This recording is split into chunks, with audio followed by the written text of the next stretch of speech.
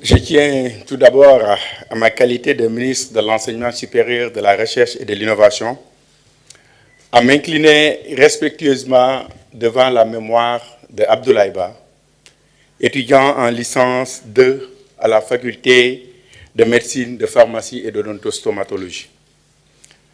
À la suite de cet événement tragique, j'exprime mes condoléances les plus attristées aux parents de la victime. Ces condoléances s'adressent également à la communauté universitaire en général et à la communauté estudiantine en particulier. J'ai une pensée profonde pour tous les blessés à qui je souhaite prompt rétablissement. Ce décès survient dans un contexte marqué par une crise récurrente liée à la gestion des allocations d'études, laquelle est exacerbée par les dysfonctionnements cycliques du système universitaire. Les universités sénégalaises ont été fortement impactées par le chevauchement d'années académiques, résultant en partie des crises sanitaires, notamment la COVID-19, et sociopolitiques entre 2021 et 2024. Ces dysfonctionnements conjoncturels se sont greffés à des lacunes structurelles de notre système d'enseignement supérieur. En dépit de la grande résilience de celui-ci, ses performances et sa crédibilité ont été fortement éprouvées, entre autres par la massification de la population estudiantine, mais également les déficits d'infrastructures. Concernant la question des bourses, qui a été à l'origine des troubles, je dois l'admettre qu'il y a eu peut-être une incompréhension entre les étudiants et l'administration, parce que depuis le début de l'année académique, les bourses sont régulièrement payées le 5 de chaque mois. À ce jour, l'État ne doit aucun arriéré de bourse aux étudiants. Peut-être le point d'achoppement, c'est que dans le cadre des réformes enclenchées par mon département, il a été décidé de faire coïncider la durée d'obtention de la bourse au temps de présence effectif de l'étudiant dans les universités. En d'autres termes, l'étudiant commence à percevoir sa bourse à compter de sa date d'inscription dans un établissement d'enseignement supérieur. Mais en tout état de cause, il ne sera pas lésé parce qu'il aura ses 12 mois de bourse par an.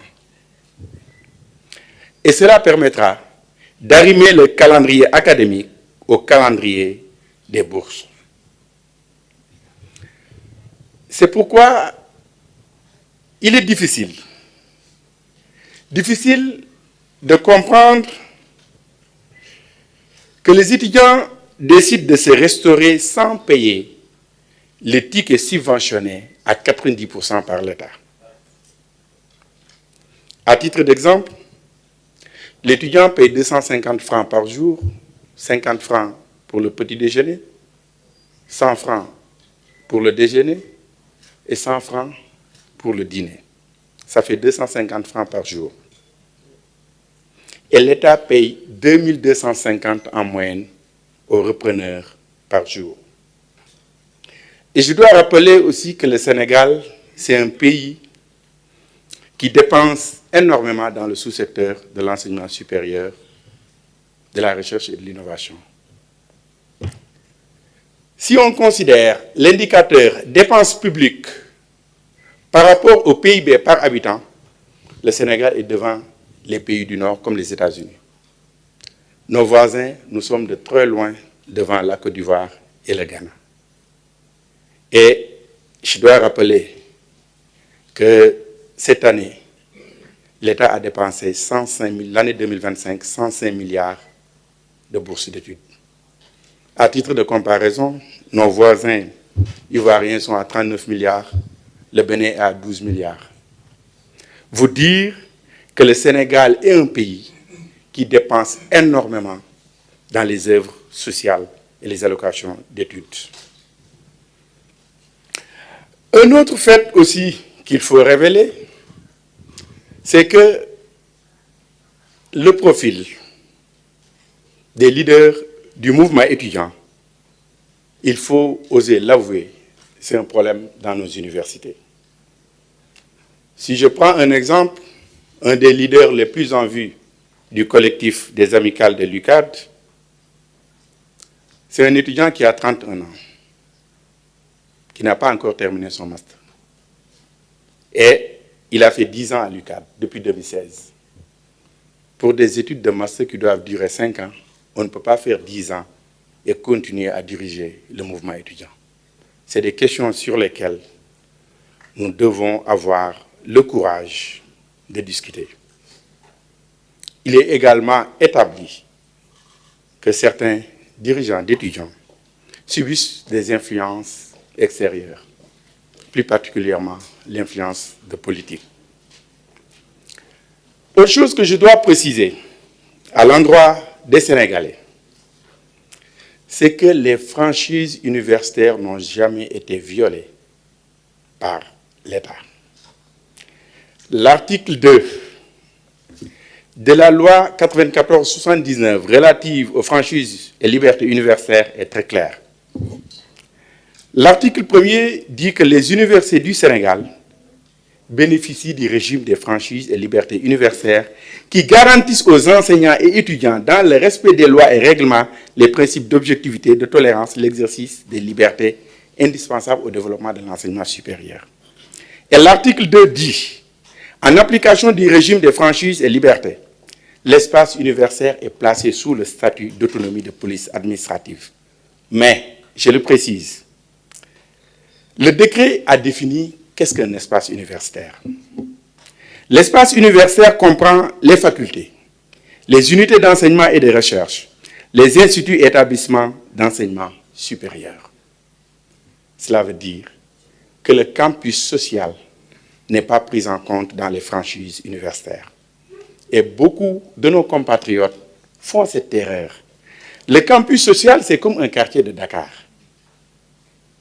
C'est comme un quartier de Dakar, parce que dans beaucoup d'universités du Nord, si vous regardez bien, les campus se trouvent en dehors du campus, les campus sociaux se trouvent en dehors du campus pédagogique.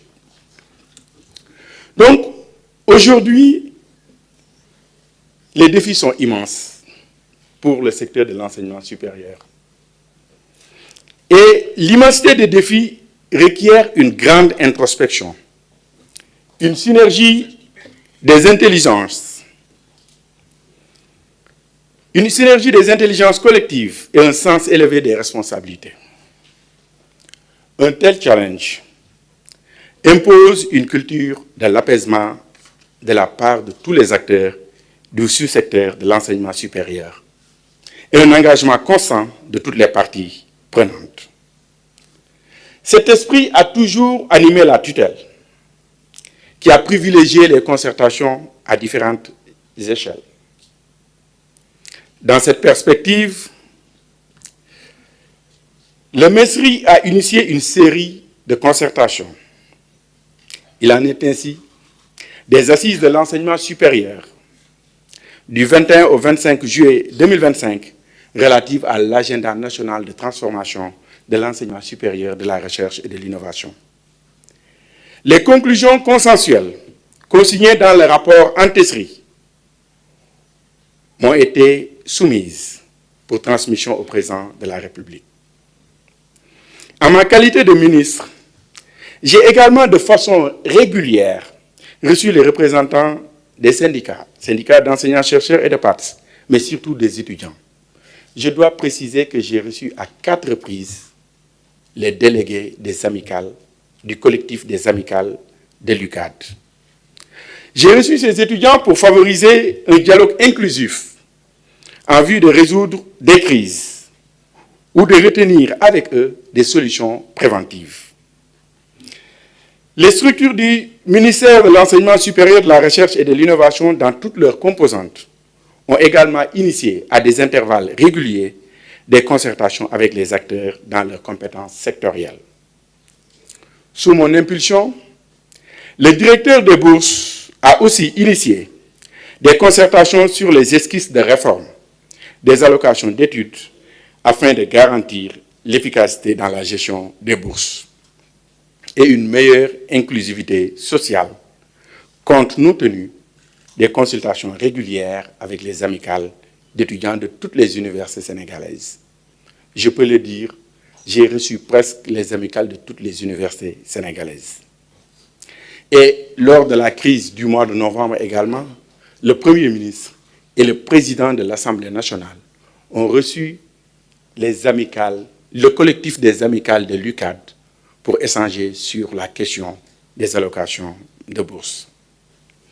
Enfin, le ministère de l'Enseignement supérieur, de la Recherche et de l'Innovation, conformément aux directives présidentielles du 15 octobre 2025, a instauré, avec l'appui du Haut Conseil du dialogue social, un comité sectoriel en son sein dans le but de prévenir les crises et de gérer les conflits.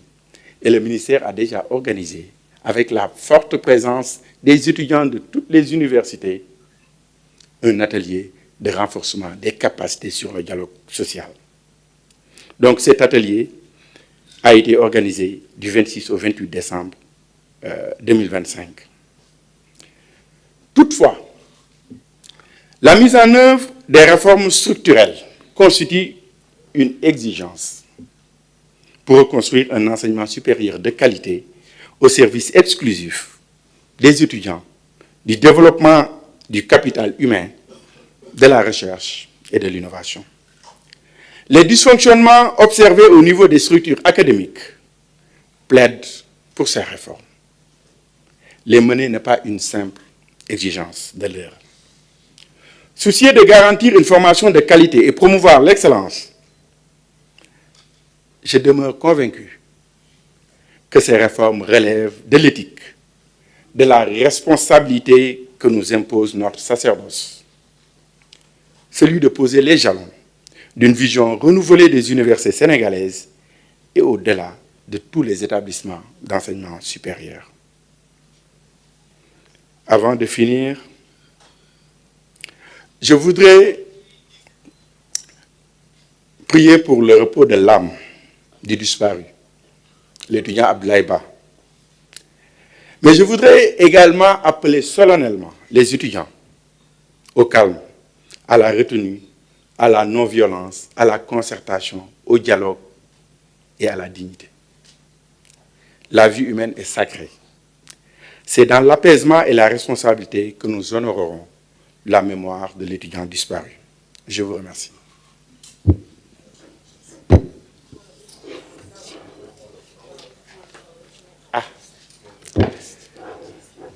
Vous m'obligez à faire le Wolof.